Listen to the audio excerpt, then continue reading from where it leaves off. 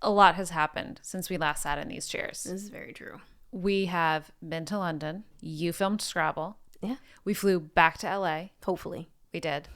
President Trump almost got shot. President Joe Biden Declined to move forward in the race. What else has happened? A black woman is running for president, and I directed, and you found some really nice makeup. Thanks, so did you. Do you want to tell us about the makeup first? Should we start there? No. We don't. Feels pretty important. It is very important. You ever just scroll on TikTok and just buy Yes. those things? Well, I actually went and found a product. I have a couple of products that I found from TikTok. But this one, which I'm very excited about, is TIR. And I think it's pronounced Tir. Tree. TIR. Oh, tiri. Tir. And I used it today. I really like it. And I also use Makeup Defee, Ritual Defee, which I really like. But I'm like proud of myself. It looks beautiful. Thank you. So let's start at the beginning. How was London for you, babes? Tell us. Well, London was fantastic. I went to London to film Scrabble, the game show that I'll be hosting on the CW starting in October, and I'm very excited about it. But I didn't have as an eventful plane ride as you did. This is true. I had a very eventful plane ride. The plane that we were on was a Boeing 77 something, and it was so dry. Like, we know that airplanes are dry. This is not new news, but this one was like incredibly dry to the point where I was like, what's happening to my face? My skin is like tightening, and I felt like I was wearing one of those like Hanicure masks. If you know, you know. But I was like, this is not normal. I'm trying to sleep, and then I feel something cold start like running down my face, out of my nose. I'm like, okay, my nose runs a lot.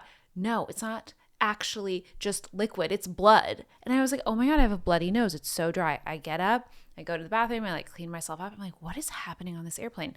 So I get 2 bloody noses, and then finally I talked to one of the flight attendants, and she was like, this is the driest aircraft in the business. And I was like, note to self, never flying on it again. But it was really stressful. I couldn't sleep. I was super, super dry. I had to steam my face. And you were sleeping like a baby. The only thing that was a little disturbing on my flight there was some of the movies that I chose. But we land in London. We find our flat. It's absolutely gorgeous. It's in a really cool part of the city. It's in, okay, our friends were laughing at me because I could not remember the name or the correct pronunciation. We were in Marylebone. Oh my God, I got it. I was saying Marylebone. Hilarious. Which essentially is like, if you human. know... Right. Essentially, like, I guess if you know Los Angeles, it would be like coming to LA and being like, oh, I'm on La Cienega. Or like, you're definitely on La Cienega, bitch. Like, I knew people were doing that to me. I was like, I don't want to be that tourist. But we were in Marylebone. Yes, about 7 minutes away from Piccadilly Circus. And every day I went to work. Fantastic production that I was working on. Made some amazing friends. Learned so much. And I only had 1 day off that I was able to spend with you and some family members that we have in London. Shout out to the Janes and the Lucys and the Mitzies of the world. And our new friend Daniel. Daniel. We had some lunch, had the best oysters. Oh my God. And we found a really cool brand. Yeah, so Daniel recommended this store to us, and it's called Bella Freud. And the thing that was super cool about that is that Bella Freud is the granddaughter of Lucian Freud, who's a painter. Yeah. I mean, he's incredible, Lucian Freud. And he paints these kind of really like grotesque, massive nudes, and it's wild. But And we had a little shopping trip there. Babes found the most amazing white silkish suit, which she's been looking for one of those for like ever. Yes. And then went back home, and I was at work all day, but she painted the town red with the blood on her feet. You mean from my nose? I meant from your feet because you walked everywhere. I walked everywhere. I got 2 new blisters. That's because I decided to wear a new pair of sneakers to walk around London. But I walked a ton. It was fantastic. The city of London is pretty magical. It's gorgeous. I also loved the fact that it was summer. And it was pouring rain. The hottest it ever got was like 72. I had the best manicure of my life. That's true. In You London. did. And a friend of ours came to London Shout from out LA. to Jules. Oh. The manicurist who knocked it out of the park. I want to fly this woman to LA and have her do my nails every month. She's amazing and the kindest woman ever. But yes, Juliana, our friend, came and visited. That was exciting. I had a great facial. Shout out to Hada. Shout out to Estee Lalonde, who I've been following on social media and YouTube. If you guys know, Estee has her own YouTube channel. She gave me all these recommendations. She lives in England, and I was just like, girl, I'm coming. I don't know you, but I'm a fan. And she hooked it up. Maybe next time we go, I can have tea with her. I think that would be fantastic if we went to Head Feet with her. I would love it. She's definitely on our queue a lot. And then everything had to wrap up, which was extremely sad. And we came back to LA. I directed. And on the flight back. Yeah. Oh, that's right. The flight back. The flight back was actually great. I want to give everyone a tip. So if you're ever on a really dry airplane, this is what I had to research to learn. The hack is you get thermal water, like an Evian spray. Okay, a water that you don't drink, one that's in a misting. It's like a mister, thermal water. You spray it on a Q-tip, you put it up your nose, then you put Vaseline after, and you keep doing that like every hour, 2 hours. I did not have any bloody noses. I was able to handle it. I was like lathered in moisturizer and things, and flight back was way better. The only issue on the flight back for me was that my screen wasn't working very well. Yeah. And I was forced to watch Erin Brockovich because it was the only movie that my thing would let me select. Hilarious. I watched some interesting movies on the way back too. You watched a lot of movies. I watched the Leonardo DiCaprio and Robert De Niro movie. And you watched Dune 2. I watched Dune 2. I watched a queer-based movie. I watched a lot of movies. I need that on a plane. It's either sleep or I gotta, stimulate the brain. So then we come back to LA. And it's 300 degrees. It's 300 degrees, but we are okay. And we're like, we're going to tough it out because the Friday of the week we came back, we went to a Missy Elliott concert. We went to Missy. You guys, if you don't know how important Missy is to the culture, to music, to dance, to fashion, then you're sleeping and you must be brand spank new. You know, I've had the pleasure of working with Missy in my very first album. She was the writer of my single. I've seen her once before, but I had never seen her in this capacity. Thanks to Disney Channel for hooking us up with tickets. Well, Disney branded TV in general. And we saw the GOAT. Busta Rhymes. We saw Sierra and Missy, Tim. It was a magical night. I was like 1-2 stepping the whole night. You were getting your life. It was such a great concert. I was really blown away. As somebody who doesn't fully love concert world and is kind of new to the experience of going and loving it, I was just like, this thing is incredible. Like Missy took you on a journey, and she actually introduced it, and she introduced herself and then was kind of like, I'm taking everyone on this journey. We're leaving planet Earth. We're going on a space ride. And she really did. She lived up. But let's talk about the one issue. I couldn't hear afterwards and my ears were ringing for 3 days. It was too loud. I actually want to judge the sound mixer of the concert. The fact that when I left that concert, everyone sounded as if I was in 3 boxes. Everybody was so far away from my hearing. If I had my Apple Watch on, it would have been going off for sound reduction. To be 100, you bought me earplugs because I'm really sound sensitive, and I was so grateful for that because I was the only one out of our party of 4 that did not have ear issues because my earplugs were in and I go everywhere with my earplugs because I am so sound sensitive. But when you mentioned the Apple Watch, you reminded me, Tiffany came with us, Tiffany Haddish. And the minute she got there, because the dancing was so great, she clicked on her Apple Watch for like dance mode. She was like, I'm about to get these steps in. And we just danced so hard. And at the end of it, you checked your calories and you had burned like 500 calories. I burned like 500 calories from dancing. We danced so hard. And Tiff was like just going, we were all going at it, but it was hilarious. It was great. And then the world started to collapse. I mean, quite frankly, babes, what's your take on everything? So I did watch some of the rally, but not as it was happening. I watched it afterwards, obviously. I inundated myself with a lot of Trump rallies a long time ago when he first ran for president. Yeah. After I've seen one Trump rally, it kind of makes sense what the other ones will unfold as. Yeah. And I watch all of the highlights for all the rallies just to stay abreast of what's going on. And let's just say this. My wife and I are part of a generation that has gone through a pandemic. Yes, we have. A black president for the first time in American history, and now an assassination attempt on the president. Our generation is so packed full of milestones, of tragedy, of success. It amazes me.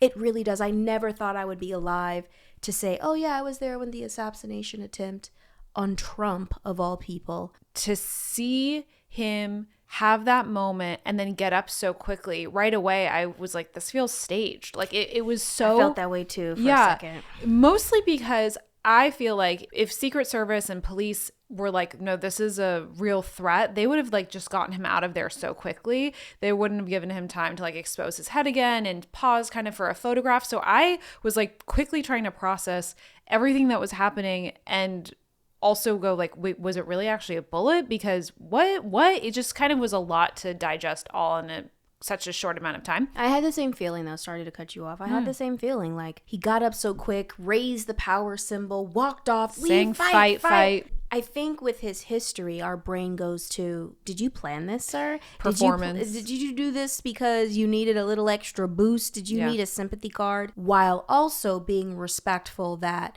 if this wasn't something that was planned, I'm glad that he's safe. I'm glad that nothing happened to him, and it's extremely disturbing that audience members got hurt and one has left our presence on this world. It is absolutely disgusting that happened. Somebody needs to answer for that man's life. Well, I think having the head of the Secret Service resign was a big step towards that, like accountability. Clearly there was a massive error made. I mean, it was huge. And the fact that a life was taken is so upsetting. One of the first things we thought was hopefully this somehow pushes something for gun reform, because now that it's like more personal for Trump and whatnot, guns in our country and gun violence in this country is truly horrific and a really big problem. And it's gun violence in this country is a problem. I do stand on the side of like, I'm from the South. So I believe everybody should have the right to protect themselves, but I don't think we need automatic sniper. Like, I think it's just for protection. I think we really have to be careful in how we move forward, and there needs checks and balances and all of that.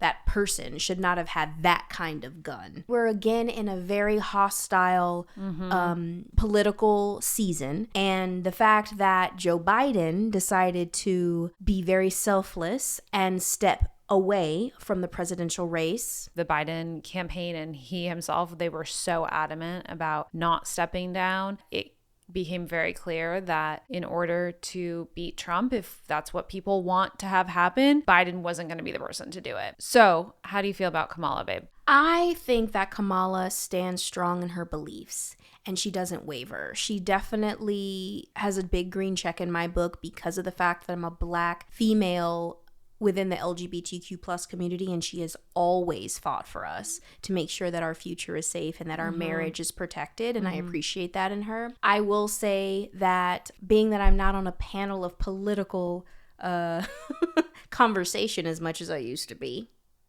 that I don't know all of her stances right now. However, in comparison to Trump's stances and the fact that there's no true libertarian and there's no other party to vote for, I'm definitely going to sit on the side of Kamala and the Democratic Party, with the understanding that we need to blend those two ideas in a way, because this is a blended country. We just can't sit directly on the Democratic side and directly on the Republican side, because there's some things about Republicans that I agree with fully, and there's some things about Democrats that I agree with, and vice versa. And it's hard for someone like me who's very like, well, what about a little bit of this and what about a little bit of that, to vote appropriately to where I'm happy 100%. I agree. I feel the same way. I've never been overly vocal or this staunch, this is what I want and this is what I see for our future. But I think that when we start talking about women's rights and our bodies and our marriage and immigration and, Project 2025 and these really kind of intense conservative ideas and having government really dictate how we live our personal lives, that's when I start becoming uncomfortable. Yeah. Like Donald Trump seems to wake up a rage and a hatred in this country that has obviously been dormant and rumbling for a long time, but he brings it out to the forefront. It's giving permission to these very scary ideas and voices, and that's what panics me, and that's what makes me go, any other candidate, but I'm not disagreeing with you, but I am looking at the other side of it of, it's good to know that those rumblings are no longer quiet. Yeah. So that we know who we're standing next to. We know the people that we're sharing a table or a neighborhood with. I'd rather know them loud and proud than have them secretly in the quiet of a basement somewhere. When you're a kid, they shield you from the truth of what presidency is. Even to this day, some people be like, the president is in charge. And then some people know that that's not true. Yeah. The president is a face. Yes, they have some things that they can do and, yay for a veto. It's about choosing the people in the Senate. It's about choosing the Yeah. people that are pushing these narratives across. And it's not just the president. The president, yay, it's great.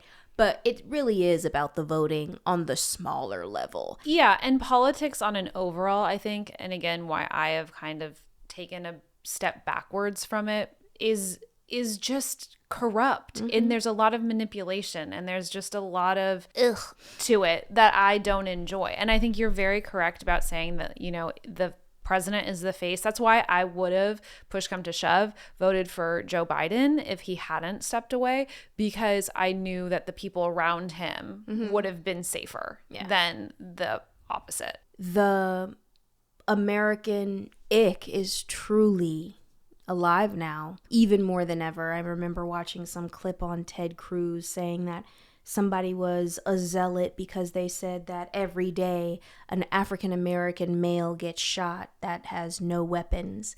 And I think his foot is now in his mouth because of the recent tragedy. America pretends to be this really progressive, woke place.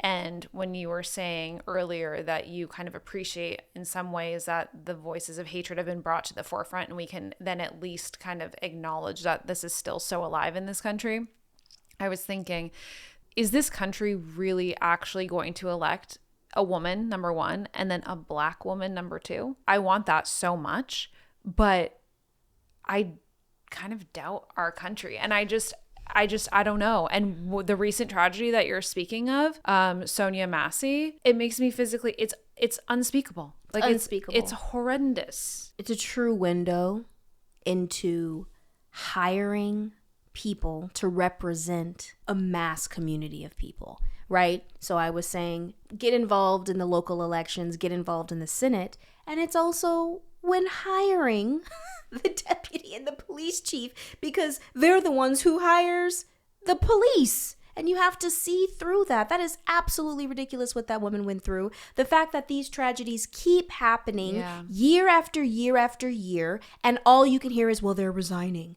Well, we're going to put them on trial. No, unacceptable. Yeah. Unacceptable. Stop it. And how you stop it is having better screening processes before certain people that have to represent a mass quantity of humans get a job. Pretty much plain and simple. And the person responsible for that shooting, that officer, was actually a deputy. He was high up in rank, and he had been hired over like 4 or 5 different times over the past few years. He had also been arrested for drunk driving. He had a record, so to speak. He was clearly unhinged, and he's been charged with first-degree murder. Good. And I hope he goes to jail for the rest of his life. Listen, love the police, need them. Please keep order in our streets. However, we're all human. Yeah. And just because you have a badge doesn't mean anything other than you have a badge. You're not better than anyone. Yes, we have to listen to you because that's what your badge says. But again, it goes back to that hatred that Donald Trump gives permission to rumbles, and look what happens. It slowly finds itself to the top, and we see these people, and they are being weeded out, thank goodness. And we just want to send our love and prayers to her family, and also want to bring up the fact that there needs to be mental health sensitivity training to the police if there is not, because 100%. Who knows what that woman was going through. Here's the thing. And this is why it's so complicated, because everything you just listed takes time, resource, and energy. We don't have that because we don't have the funding. And it's going to be one issue after another after another. We got the funding. It's just in people's savings account somewhere. It's being misused. But it's like the problems are so systemic and they go so deep. And you can just peel it back even to the healthcare system. Start there. Mental illness has skyrocketed since COVID. And you can tell by all of the BetterHelp commercials that are inundated on your TikTok, on your Instagram, on your YouTube. I don't remember seeing that before COVID. I don't remember hearing these things. It was there. Our mental health, illness, and wellness was definitely a part of the fabric of America. But something happened after COVID to where it's become more evident. And that's why I'm happy to announce that you can vote Pierman Mayday, Raven and Miranda in 2028. Make gays better again. Yeah. No. Sorry, gays. Actually, before I get into the toast, you guys have to remember that if you comment down below someone you want me to toast to, we might toast to them. Do it, please. Do it. Anyway, because you were talking about mental health and all of these things, I thought this toast was very fitting. 2 dogs named Callie and Ivy were recently trained to identify PTSD episodes before they happen in a person. And they do that based off of the smell of the human's breath. Because when you have a panic disorder or you have any kind of change, basically, which you would in a PTSD episode, your chemistry is going to change. It can be smelled on your breath. It can be smelled from your sweat. So Callie and Ivy have been trained to identify this, much like a service dog would who can identify a seizure or someone's blood dropping. And they have 90% accuracy. And that's what these dogs now are going to be trained to do to help people with PTSD. You guys, we forgot to tell you that while we were in London, we also had to send our dog away to camp, to Quinn. training camp. And we haven't seen him in a really long time because he's learning how to sit and stay And roll over. and roll over. It's been really difficult. I've been scrolling a lot because I miss this dog so much. Yeah. And the fact that those 2 dogs are going to help humans with their PTSD moment. I suffer from CPTSD, and I know What is CPTSD? chronic PTSD, post-traumatic Stress disorder. that. You need better help. Better help. She needs Oh my God, the title just made sense to me right then. Yeah. Like, you literally just made sense to me. I'm so You glad. need better help because I don't have enough.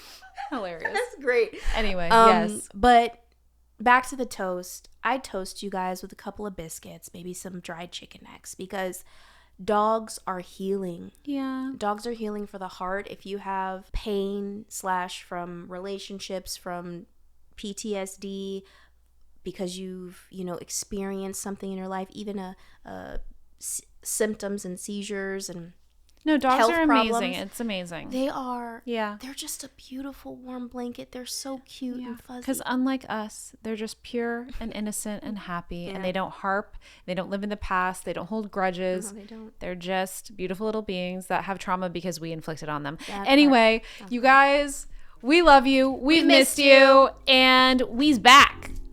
Don't forget to vote.